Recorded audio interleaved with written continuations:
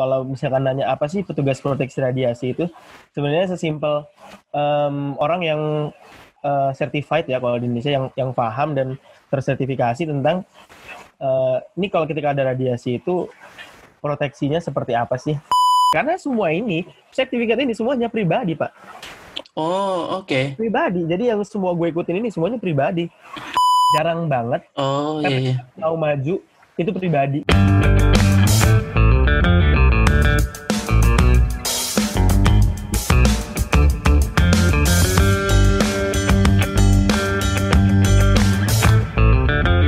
Selamat datang di podcast Bicara Nuklir, podcast pertama yang membahas tentang sains dan teknologi nuklir di Indonesia. Di season ini, kita akan ngobrol dengan lebih banyak ahli dengan topik yang lebih luas dan lebih far-reaching daripada sebelumnya. Kita akan gali lebih dalam tentang topik-topik nuklir, baik yang umum maupun yang belum familiar di tengah masyarakat. Jadi stay tuned and let's get radiated.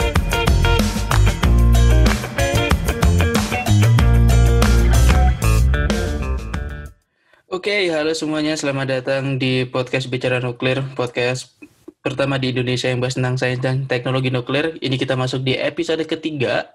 Kita akan ngobrol bareng sama temanku S1. Kita sama-sama di satu alma mater yang sama di S1, alumni Teknik Nuklir UGM. Dia ini beda banget, penelitian dan fokusnya beda banget sama aku yang aku ke reaktor, sementara dia itu ke fisika medis. Jadi langsung kenalin aja. Ini ada Alwali Waliyata Latov Solhin ST. Gue biasa panggilnya dia Latov. Dia ini alumni Teknik Nuklir UGM, seperti yang aku bilang, mirip sama kayak aku. Dia lulus di saat yang sama. Kita lulus di saat yang sama nggak sih, Top? Gue lupa, gue itu harusnya sama dong. Iya kan? Yang tanda kutip itu ya. Iya. Ya sama, bareng. Iya, November 2018. Terus abis itu kita mengambil jalur yang berbeda. Aku nyiapin untuk S2, sementara Latop lebih ke jalur praktikal. Dia ngambil beberapa sertifikasi di bidang fisika medis. Terus juga dia ada beberapa pengalaman juga yang juga berkaitan dengan kalibrasi, uji kesesuaian, dan juga tentang fisika medis. Dia dulu ketika kuliah juga sempat magang internship sebagai quality control di salah satu perusahaan kalibrasi. Terus juga setelah lulus kuliah, dia kembali ke perusahaan tempat magangnya untuk jadi X-ray tester engineer dan juga calibration engineer.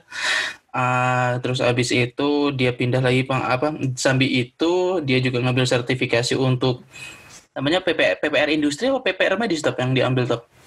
PPR medik kalau gue ngambilnya. Oh, PPR medik ya. Nah, PPR medik terus kemudian untuk jadi petugas proteksi radiasi di salah satu perusahaan yang memang bekerja di bidang medis, tapi bukan rumah sakit. Nah, ini juga kita akan bahas lebih dalam tentang petugas proteksi radiasi kayak gimana. Dan dia bekerja di bidang X-ray tester untuk X-ray diagnostic device gitu. Nah, itu. Ya. Nah, so langsung aja welcome Latov to the podcast. Halo, jadi mungkin semuanya. Ya, jadi sambil perkenalan kita coba jelasin juga tuh, langsung ke pertanyaan pertama aja deh. Berarti kayak tadi yang aku bahas tentang Latop ini kan punya background pekerja proteksi radiasi. Pekerja proteksi radiasi itu apaan, Top? Terus backgroundnya mungkin lebih dalam tentang background dulu, terus baru dijawab tentang pekerja proteksi radiasi itu apa dan apa yang dikerjain. Halo semua teman-teman Bicara Nuklir. Selamat datang di podcast Bicara Nuklir yang menurut gue ini salah satu podcast breakthrough banget, ya kan? Nanti gue mau bikin tandingannya. Alah. Enggak lah, nggak sempet. Oke, kenalin, gue Latov ya, panggil aja Latov. Tadi mungkin mantap harus kali perkenalannya. Nama saya Latop, panggil Latop, oke.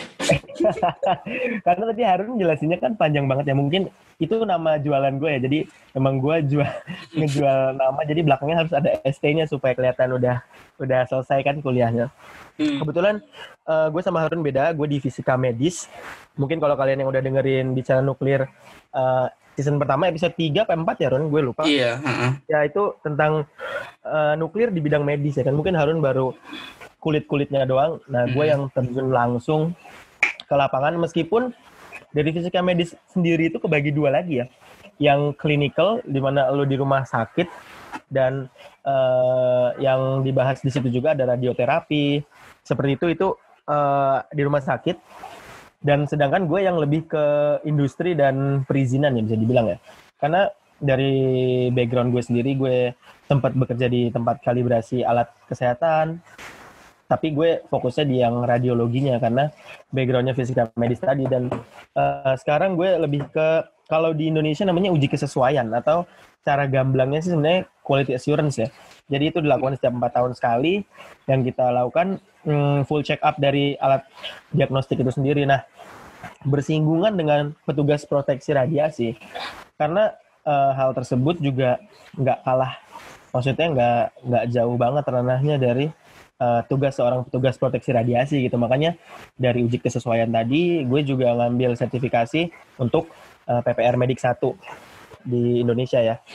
Nah, kalau misalkan nanya apa sih petugas proteksi radiasi itu, sebenarnya sesimpel orang yang certified ya kalau di Indonesia, yang paham dan tersertifikasi tentang ini kalau ketika ada radiasi itu proteksinya seperti apa sih.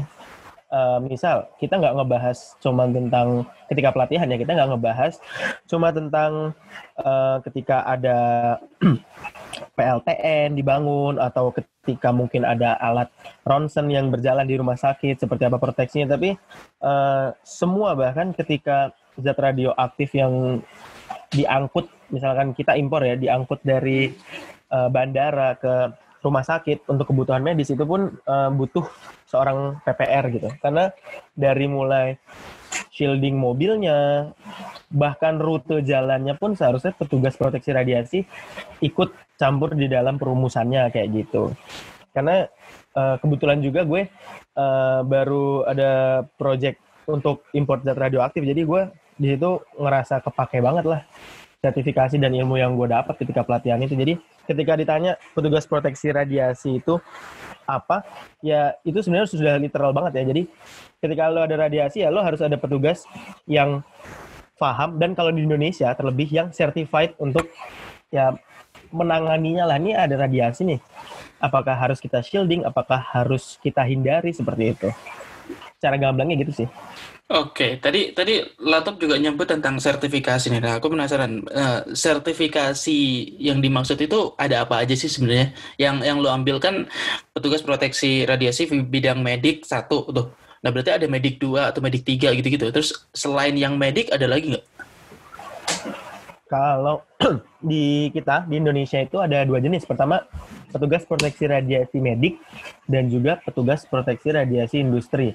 Nah, di medik dan industri itu ada tingkatannya lagi. Kalau medik itu ada 3, bener tadi, medik 3, medik 2, dan medik 1. Yang paling tinggi yang mana tuh? Paling tinggi medik 1. Jadi kalau medik 3 itu, correct me if I'm wrong ya, medik 3 itu untuk perizinan, gue agak lupa rancu antara medik 3 dengan medik 2 ya. Jadi gue langsung skip ke medik 2 aja, karena yang biasa dipakai itu medik 2 sebenarnya. Minimal industri rata-rata pakainya medik 2 ya? Enggak, kalau medik 2 itu untuk RS. Klinik atau rumah sakit yang ingin punya alat ronsen biasa ya, foto ronsen atau gigi, seperti itu tuh minimal banget PPR medik 2. Dan kalau misalkan PPR medik 1 itu bisa mencakup tugasnya medik 2 dan medik 3, plus untuk industri atau perusahaan-perusahaan yang ingin mengimpor alat-alat medis yang menggunakan radiasi pengion, seperti mobile X-ray generator, atau tadi yang mengimpor zat radioaktif untuk kebutuhan kedokteran nuklir dan lain-lainnya, itu butuh PPR medik 1. Kayak gitu. Jadi bedanya secara gamblang, kalau PPR medik 2 dan 3 hanya di rumah sakit, sedangkan PPR medik 1 lu bisa merambah ke dunia industri juga.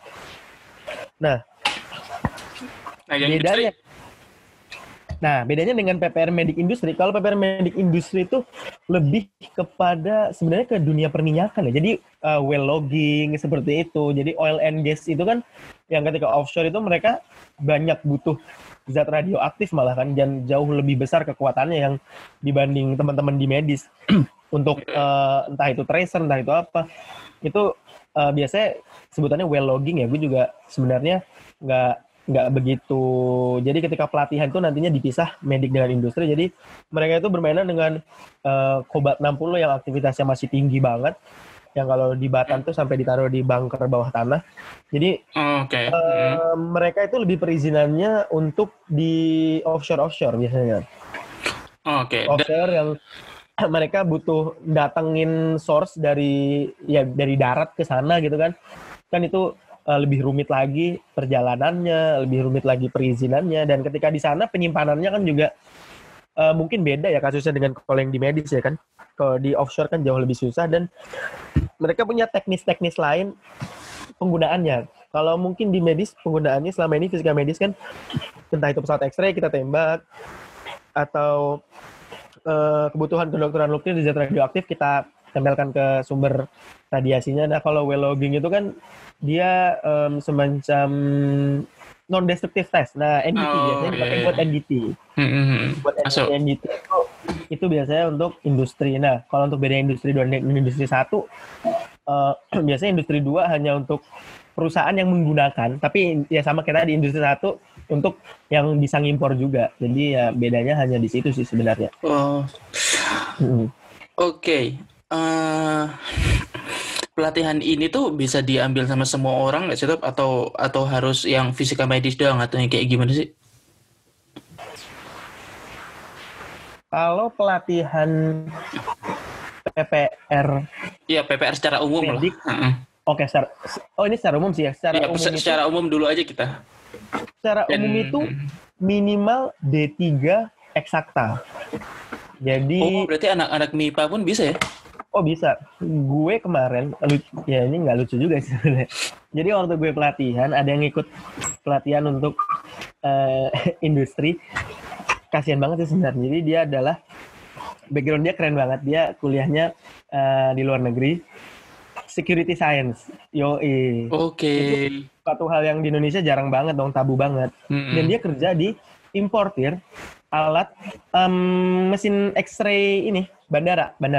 Oke. Yeah. Nah, jadi bahkan mesin X-ray bandara pun dia butuh seorang PPR Industri 1. Jadi ketika pelatihan dia diberikan suatu hal yang sangat jauh dari bayangannya dia. Dia sebelumnya belajar security science ya kan. Cuman bidang security-nya doang ya? Iya, security-nya doang, dan ya security-nya nggak sebanyak technical analysis yang ketika lo ngebahas proteksi radiasi, karena itu yang jauh lebih penting kan. Kalau misalkan masalah apa ya istilahnya peraturan dan lain-lain kita bisa open book lah ya. Nah ini dan dia kesulitan banget sih ketika pelatihan itu, dan hasilnya gue lupa dia lulus atau enggak, karena emang lumayan ketat sih di Batan dan Bapeten itu pelatihannya. Pelatihannya itu hanya ada di Batan dan Bapeten ya? Enggak. Kalau pelatihan itu yang gue tahu ya, untuk medik itu di Batan dan beberapa poltekkes di Jawa, Bali juga setahu gue itu udah bisa untuk PPR medik. Kalau untuk industri, setahu gue ada salah satu perusahaan di Batam itu Intergy namanya kalau nggak salah. Dia bisa di situ pelatihan PPR industri. Tapi itu semua hanya pelatihan ya. Jadi kita habis pelatihan dengan Batan, Poltekkes ataupun manapun itu, yang menguji tetap Bapeten. Jadi kita tetap ujian lagi dengan Bapeten. Oh gitu. Jadi itu dua institusi yang berbeda. Jadi ibaratnya itu kalau tes TOEFL kita boleh les sama siapapun lah kalau misalnya kayak gitu. Tapi kalau misalnya tesnya harus sama ITS gitu ya, harus sama lembaga resminya gitu. Ya betul. Oke, masuk akal. Nah, kalau boleh tahu nih di pelatihan itu bahasnya apa aja ya? Atau ada perbedaan nggak antara yang PPR medis dan PPR industri? Sebenarnya suatu keuntungan banget sih buat teman-teman yang ya gue nggak tahu ya ini masyarakat apa lu nyebutnya pendengar lo apa masyarakat nuklir enggak dong ya? Enggak, belum nemu. Oke, nggak ada. Buat sahabat-sahabat podcast ini yang memang interested banget into banget dengan penukliran, itu bakal dapat advantage banget ketika kalian semua ngambil sertifikasi ini, karena isinya adalah apa yang gue sama Harun pelajari ketika S1. Jadi itu isinya kalau di mata kuliah kita namanya deteksi dan proteksi radiasi. Jadi ya itu kita isinya cara ngitung kalau ada radiasi jarak 1 meter dari kita dengan aktivitas sekian, kita tuh kena berapa radiasinya seperti itu. Terus kalau ditambah dengan shielding jadi berapa? Karena memang pada dasarnya itu yang dibutuhkan seorang petugas proteksi radiasi gitu. Secara baseline-nya seperti itu kan. Cuman nanti dikompleksitas lagi dengan kalau ini bentuknya ruangan seperti apa. Karena kan penerapannya di rumah sakit kan. Terus kalau nanti mungkin dia zat radioaktif, perusahaan kalian punya tempat penyimpanan sementara, itu nanti seperti apa kayak gitu. Mungkin lebih kompleksitasnya di situ dan ketika nanti yang paling seru sih ada satu event. Jadi di Batan Pasar Jumat kan ya pelatihannya gue waktu itu. Kita nge-clearin satu area nggak ada yang boleh lewat dulu. Jadi panitia itu naruh satu sumber, ya aktivitasnya kecil banget sih, memang nggak berbahaya lah ya pastinya. Diumpetin. Nah, kita bagi berapa tim suruh nyari.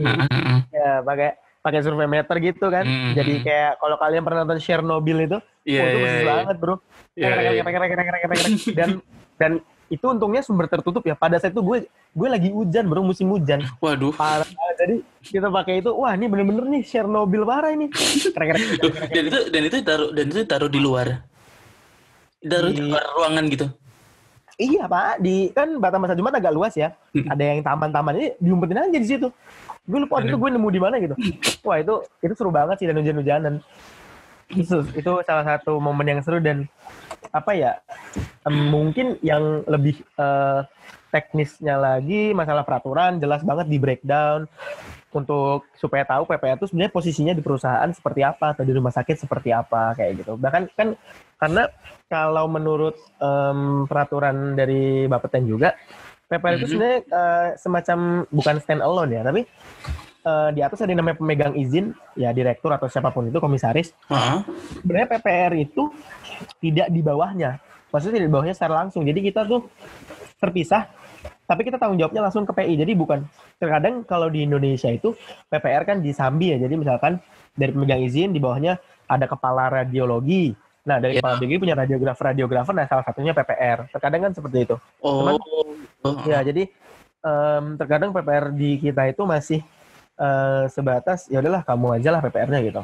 Nah itu yang terkadang mungkin harus bisa ibaratnya kayak penunjukan gitu ya, kayak ada rumah sakit yang dia nyadar dia butuh PPR. Oh ya udah salah satu radiografernya ditunjuk untuk ikut pelatihan dan jadi apa itu namanya, jadi PPR-nya gitu ya, biar nanti dimiliki, jadi punyanya quote unquote jadi punyanya institusi PPR-nya itu ya. Betul sekali seperti itu. Oke. Nah ini sebenarnya suatu hal yang nggak tahu, gue pertama kali pun terjun ke dunia proteksi radiasi, gue berpikir bukan profesi sih, maksudnya ini adalah suatu apa ya, sebenarnya profesi juga bukan ya, tapi suatu hal yang sebenarnya harusnya dihimpun dan terdistribusi secara baik. Jadi nggak belum ada himpunannya itu. Wah, kita kalau sebagai proteksi radiasi itu ada yang namanya APRI. Gue join grupnya sih, Asosiasi Proteksi Radiasi Indonesia. Tapi ya isinya kita lebih membahas peraturan dan teknis. Jadi lebih ke peraturan dan info-info terbaru. Jadi jarang banget kita yang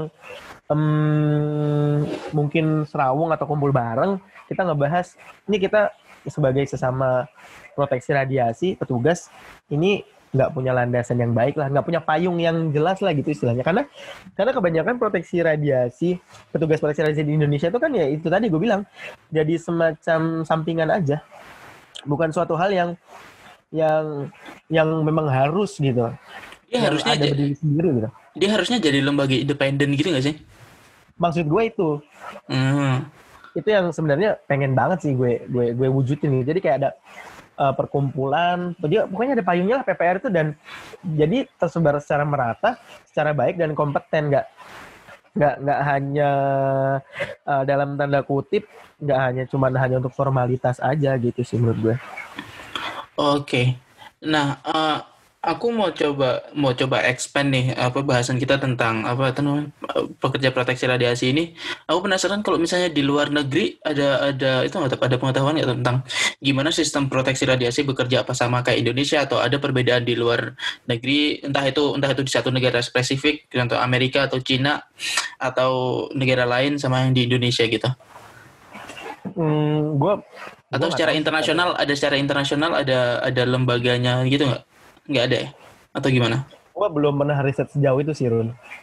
Mungkin itu ide bagus, gue bakal cari sih. Tapi yang gue tahu, karena gue punya kenalan juga yang dia fisikawan medis yang lumayan senior ya. Kalau dia bilang kalau di Singapura kalau nggak salah. Jadi, ya ini mirip-mirip sama sebenarnya harusnya sih mirip-mirip ya. Jadi di Singapura atau Malaysia ya, gue lupa. Dia bilang fisikawan medis itu, ini kan kalau di Indonesia ya fisikawan medis sampai PPR di sini agak gue samakan karena terkadang pekerjaannya tuh tipis banget bedanya lah. Jadi gitu. kadang lu FISMED sekalian PPR ya kayak gitu deh jadinya. Nah kalau di luar negeri itu, jadi FISMED ini dia independen, dia punya grup, oke? Isinya 4-5 orang ya, semuanya punya background fisika medis tentunya dan mereka punya pengetahuan PPR yang jelas pastikan. Nah, mereka grupnya ini maksudnya grup dalam satu institusi yang sama apa gimana? Dalam satu institusi atau enggak ya gue lupa, tapi misalkan ya mereka 5 orang ini mereka offer ke rumah sakit lo butuh FISMED gitu buat mendirikan instalasi lah misalkan gitu ya, ini gue butuh, ya udah lo hire gue gitu. Tapi gue di situ tugasnya nggak cuma di situ, jadi dia itu ngontrol kayak lebih dari satu rumah sakit dan tugas mereka nggak cuma hanya sekedar ngecek dosis, nggak cuma hanya sekedar ngecek kebocoran, tapi all in gitu loh. Ya fisika medisnya, ya PPR-nya. Ya kalau di sini harusnya ada dosimeter ya. Bukan dosimeter sih, maksudnya orang yang mengoperasikan dosimeter itu. Iya. Oke. Harusnya ada. Jadi mereka all in komplit gitu. Jadi rumah sakit cuma terima, oke, nih gue punya ini, lu handle ya, oke, mereka handle dibayar berapa, tapi mereka jadi kan nggak terikat ke rumah sakit kan, ya kan? Jadi mereka bisa ke tempat lain juga gitu, selama workload mereka masih aman dan masih menurut gue kualitasnya masih bagus. Harusnya itu ya yang ada ya, bukan apa ya, bukan ketika ya tadi lo bilang gitu. Bukan institusi yang memiliki, karena semua ini sertifikat ini semuanya pribadi, Pak. Oh, oke. Pribadi. Jadi yang semua gue ikutin ini semuanya pribadi. Jadi lo bisa hopin kemana aja perusahaan manapun yang lo mau dengan menggunakan sertifikasi itu ya? Selama dalam aturan. Ya. Berarti jatuhnya kayak yang di Malaysia itu berarti sistemnya kayak konsultansi gitu, dong? That's right. Betul sekali. Oke, itu menarik tuh. Dan itu sebenarnya yang pengen gue bentuk nih. Jadi gue jualan sedikit ya. Ya nggak apa-apa. Karena gue di kantor lama gue kan gue keluar. Gue ditawarin sama. Sorry, berarti sekarang independen nih? Iya, gue independen. Tidak mungkin kayak institusi manapun. Jadi ya gue mencoba seperti itu karena selama di batas peraturan yang berlaku ya, gue mencoba. Ada yang nawarin gue, mau nggak jadi petugas uji kesesuaian tadi kan di perusahaan gue. Gue tawarin gue mau, tapi gue nggak mau terikat, gue bilang gitu. Maksudnya gue dan uji kesesuaian gue nggak harus all day di office kan, gue hanya perlu ke lapangan, gue meninjau hasil yang gue terima, ya kan, dan gue laporan ke Bapeten. Jadi yang selama ini gue lakukan hanya itu dan konsultasi, misalkan alat mereka, survei meternya, trouble, kira-kira gimana, harus apa yang seperti itu kan. Nah ketika gue mengambil job itu, ada tawaran lagi dari klinik. Nah itu juga, maksudnya gue ambil juga gitu. Maksudnya tapi di klinik itu gue tegaskan juga, tapi saya nggak mau Mbak terikat di klinik ini. Maksudnya gue hanya sebagai konsultan aja gitu. Oh ya udah Mas, nggak apa-apa. Jadi itu klinik kecantikan. Nah ini yang gue bingung. Klinik kecantikan? Nah, gue bingung. Jadi klinik kecantikan, dia mau ngimpor alat penghapus tato. Itu kan pakai infrared ya. Pakai sinar ya kan. Emang tahu ya. Emang itu masuk ke fisika medis? Maksudnya ke PPR medis? Gue nggak tahu. Kemenkes bilang, Mbak ini ada radiasinya. Harus ada orang yang paham. Mereka buka di lowongan di Indeed. Indeed, lu tahu Indeed.com nggak? Indeed.com apa ya? Aku nggak tahu. itu semacam job street lah ya. Gue buka dong, oh butuh PPR medik. Pada saat itu PPR gue masih free, emang belum ada yang ngambil. Gue apply, mereka langsung interview, gue dateng, gue ngobrol, gue nanya alatnya apa mbak gitu. Oh kita alat penghapus tato mas. Gue langsung mikir dong, aduh gimana nih. Jadi maksudnya gue mau jelasin mbak itu kayaknya nggak butuh saya, tapi kan masa ya gue nolak rezeki. Akhirnya oh ya udah mbak, nanti coba di Kemenkes aja diajuin kalau mbak udah punya yang paham tentang radiasi gitu ya. Gue nggak salah dong, gue bilang gue paham tentang radiasi kan. Banyak pun nanya kira-kira butuh tambahan nggak sih mas temboknya atau apanya. Akhirnya saya minta spesifikasinya dulu kalau emang memancarkan sinar yang berbahaya. Ya kan maksudnya itu infrared kan radiasi non pengion kan masalahnya kan. Iya makanya itu dia yang gue maksud. Terkadang pengetahuan seperti itu kan juga jarang ya. Jadi akhirnya gue cuma jadi konsultan aja buat mereka, masalah ke Kemenkesnya, masalah penjelasan secara umum tentang radiasi itu apa gitu. Ya udah, ya gue ambil aja kan kontraknya. Tapi gue nggak menyalahi aturan. Iya sih benar.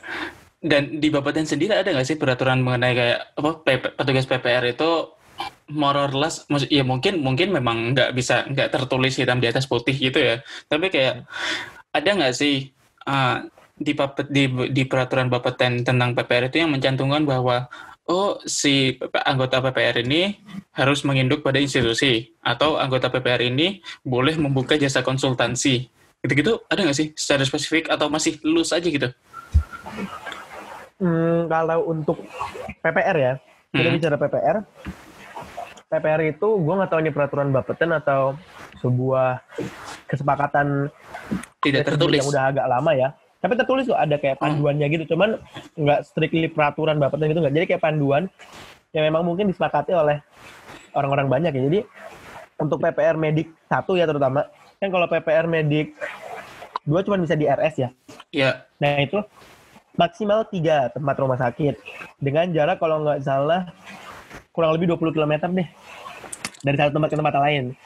Nah kalau PPR Medik 1, kalau lu udah di satu RS, kalau lu udah di satu perusahaan importir ya, lu nggak bisa lari ke RS lagi karena takutnya terpecah konsentrasinya.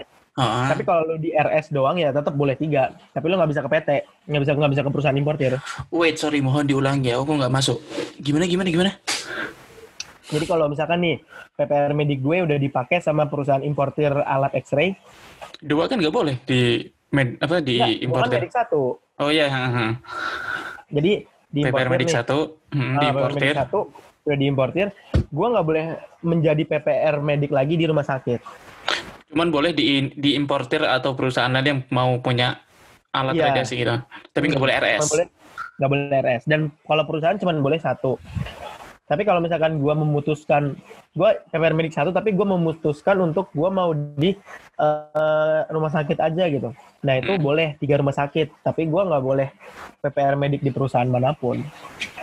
Oh, I see. Dan ini tuh praktek yang umum ya, Top ya? Umum kok. Tapi ya itu tadi ya, nggak ada peraturan tertulis dari Bapeten tentang itu ya? Hanya di panduan aja. Emang panduan itu yang bikin adalah semacam presidium dari APRI gitu?